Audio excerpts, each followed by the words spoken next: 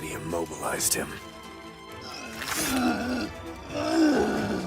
As for the Orc's puppet master, you are next.